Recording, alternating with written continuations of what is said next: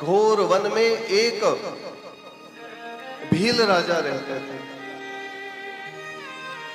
भील, और उस भील राजा का एक धनुर्धर पुत्र भीम था, उसका नाम था, जो बड़ा योद्धा था। एक दिन अपने सेवकों को लेकर के भीम वन में गया। वन पर्वत में शिकार करता हुआ वो पर्वत की बहुत ऊंची चोटी पर चढ़ गया, और पर्वत की चोटी पर वो भ्रमण करता हुआ एक शिव मंदिर में उसने प्रवेश किया, शंकर जी के मंदिर में। शंकर जी के मंदिर में देखा तो वहां कुछ फूल पड़े हुए थे, कुछ पत्र पड़े हुए थे, शिवलिंग मध्य में था। कण्व भीम देखकर के चकित रह गया। कितने निर्जन वन में, इतने भयंकर वन में कौन यहां आता जाता होगा। अपने सेवकों से पूछा कि भैया ये क्या, या निर्जन वन में किसका घर है, और वो भी इतनी ऊंची पहाड़ी पर। उसे अभी तक भगवान के विषय में कोई जानकारी नहीं थी। ये कौन का घर है, या कौन रहता है। सेवकों ने कहा, महाराज, राजकुमार, ये भगवान का मंदिर है, ये शंकर का मंदिर है। बोले, भगवान कौन होता है। कहा, भगवान संपूर्ण विश्व का पालन करने वाला भगवान होता है। तो वो भगवान कहाँ है। बोले जी, इस जो शिवलिंग है यही भगवान है। यही आदि अनंत अखंड सत्य शाश्वत अजर अमर अविनाशी अखिल विश्व के पालक भगवान शंकर है। कण्व ने मन में विचार किया, भीम ने मन में विचार किया कि इस निर्जन वन में ये भगवान अकेले क्यों रहते हैं, और यहां रहते तो इनको खिलाता कौन होगा, पिलाता कौन होगा। मैं इनकी सेवा करूंगा, मैं इनको खिलाऊंगा, मैं इनको पिलाऊंगा। किसी किसी के चित्त में जो संस्कार कई जन्म के पड़े होते, न जाने कब जाग जाए, कौन से जन्म के संस्कार कब जग जाए, और कब आप भगवान की सेवा में भगवान आपको लगा ले, कोई भरोसा नहीं। हर हर हर महादेव। न जाने कौन से समय पूर्व के जड़े संस्कार चित्त में चढ़ गए। भगवान के दर्शन से जो धूल चढ़ी हुई थी, काम की, क्रोध की, लोभ की, मोह की, मद की, मत्सरता की, एक दर्शन के एक झोंके में चित्त से वो धूल हट गई। भगवान की सेवा का मन हुआ। रात होने वाली थी, संध्या हो रही थी। सेवकों से कहा, तुम घर जाओ, मैं यहीं रहूंगा, मैं इन्हें भोजन कराऊंगा, और अपने सेवकों को घर पहुंचा करके भीम भगवान के लिए जल और भोजन की व्यवस्था करने के लिए जंगल में गया। जंगल में उसने कुछ बनेले पशुओं को मार करके, उनका मांस सेक करके, एक पत्ते में रख करके, दोनों हाथों में लेकर के चला। अब विचार किया कि पानी क्या पिलाऊंगा, तो पानी भर लिया मुख में, मुंह में पानी भर लिया। हाँ, शिव महापुराण कहती है,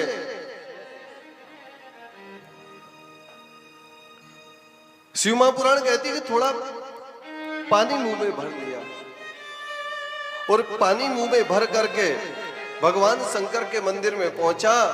अब दोनों हाथ में भोजन लेके आया भगवान के लिए, मुख में पानी है, लेकिन इतने में जो मंदिर के पुजारी थे, जो हर रोज दिन में एक बार आकर के पूजा कर जाते थे, पुजारी जी ने फूल पत्र चढ़ा दिए। अब इसे तो पता नहीं कि इनका पूजन फूल पत्र से ही होता है।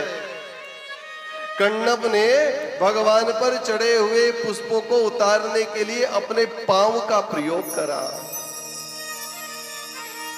क्योंकि हाथ भी खाली नहीं थे, इसलिए पांव से इधर उधर पड़े पत्रों को इधर उधर कर दिया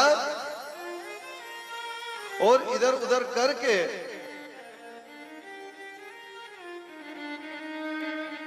और अपने मुख में भरा हुआ जो पानी है वो भगवान के ऊपर चढ़ा दिया। सेवा देखना और शंकर की दयालुता को देखना। मुख में भरा हुआ पानी शंकर पर चढ़ा दिया और शंकर को वह जो लाया था पत्ते में वही भोग लगा दिया। भगवान शंकर के पास में बैठ गया, कहने लगा जल्दी खाओ, जल्दी पाओ, जल्दी खाओ, जल्दी पाओ, जल्दी खाओ, जल्दी पाओ। ऐसा कहते कहते सवेरा हो गया। विचार किया कि शायद ये भोजन इनको अच्छा नहीं लगा होगा, इसलिए दूसरा भोजन की व्यवस्था, दूसरा नम्र भोजन की मैं व्यवस्था करने के लिए इनके लिए भोजन की व्यवस्था करूं। और इसने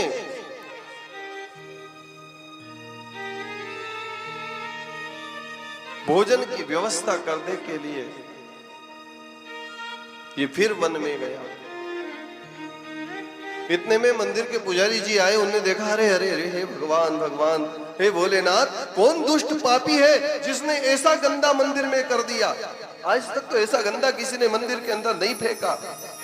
न जाने कौन सा धूर्त है जो भगवान के मंदिर में इस प्रकार से मांस लेकर के आ गया।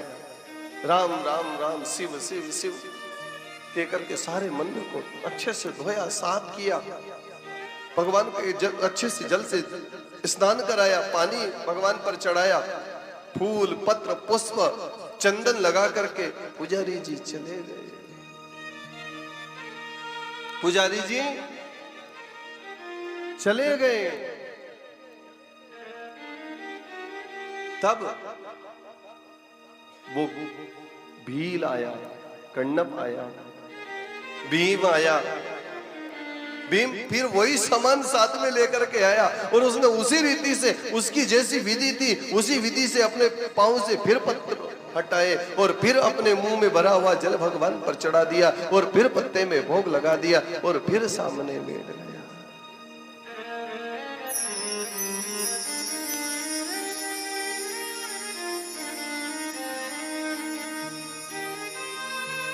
फिर सामने बैठ गया भगवान के।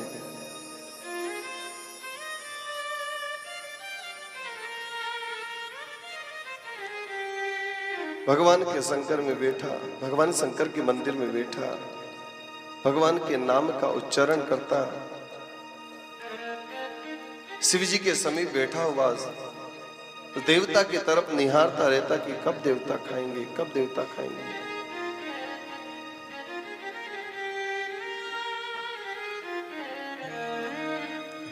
इतने में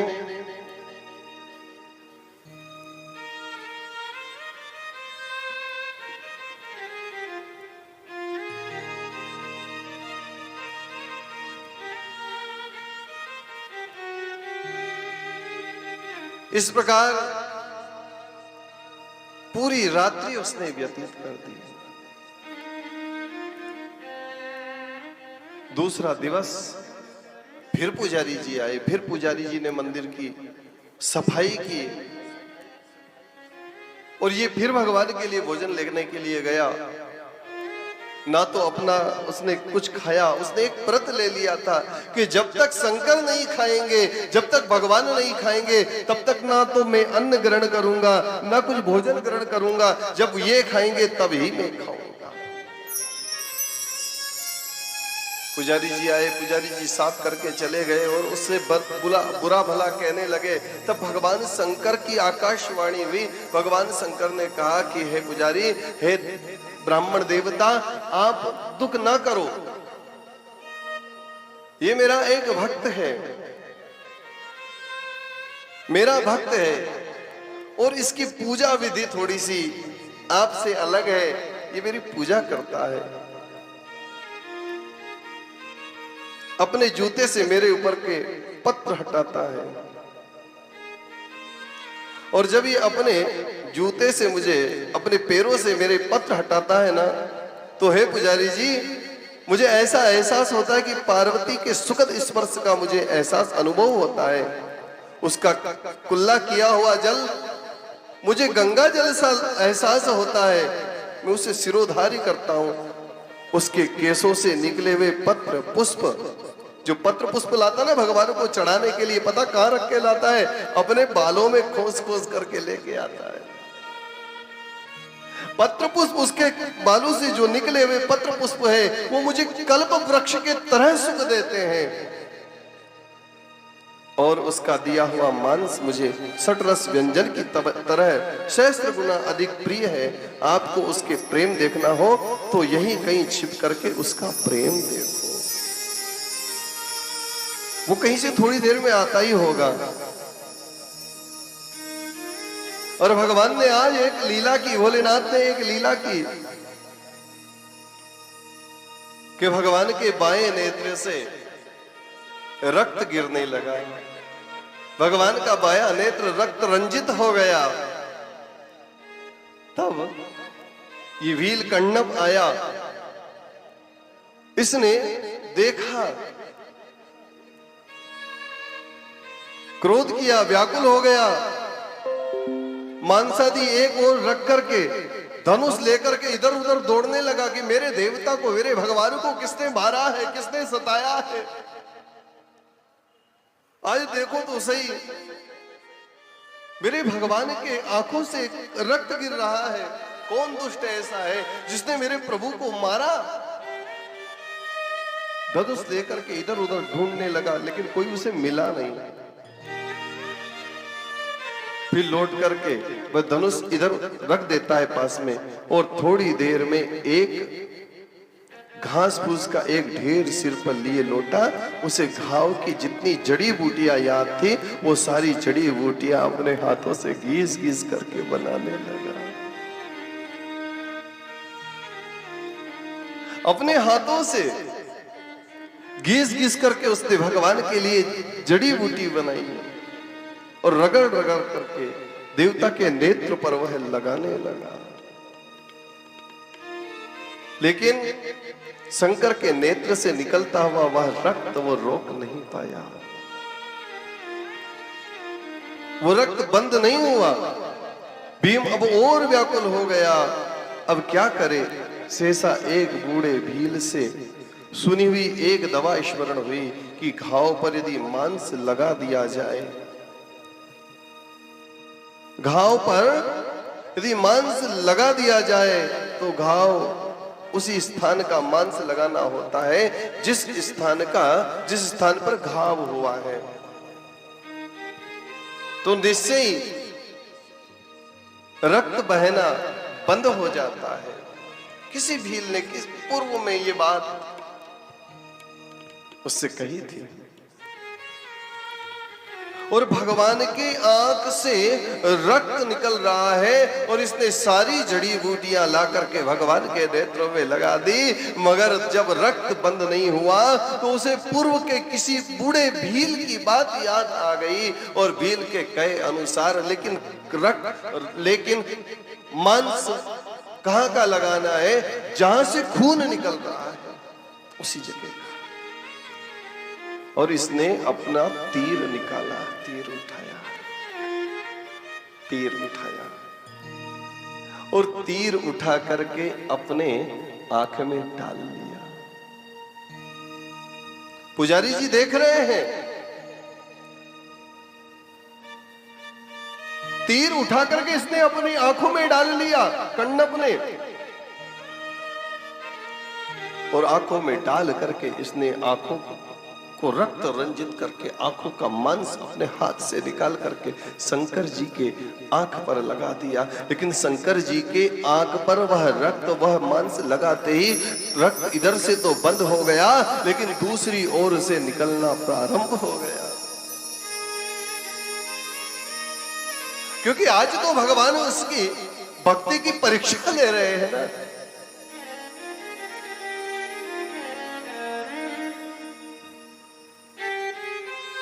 वो बड़ा प्रसन्न हुआ, दुखी नहीं हुआ, बहुत प्रसन्न हुआ कि देखो मैंने अपनी आंख का मांस निकाल के भगवान को चढ़ाया और भगवान प्रसन्न हो गए। लेकिन तुरंत दूसरी आंख से भगवान के रक्त निकलने लगा। तब उसने फिर अपने दूसरी आंख से दूसरी आंख में तीर डाल करके और दूसरी आंख का रक्त भी, दूसरी आंख का मांस भी भगवान को लगा दिया। अब दोनों आंखों से कण्व अंधा हो गया, भीम अंधा हो गया। और जब भीम अंधा हो गया तो भगवान वहां प्रकट हो गए। बोल भोले शंकर भगवान की हर हर महादेव। अभी तक जो मूर्ति थी ना वो बहुत कड़क थी, बहुत ठोस थी, बहुत कठोर थी, लेकिन जैसे ही कण्व ने अब भगवान की मूर्ति को हाथ लगाया तो बहुत मुलायम मूर्ति हो गई। मूर्ति बहुत मुलायम क्यों? क्योंकि अब जो भगवान सामने है वो साक्षात परब्रह्म भगवान शंकर सामने है, स्वयं शिव सामने है।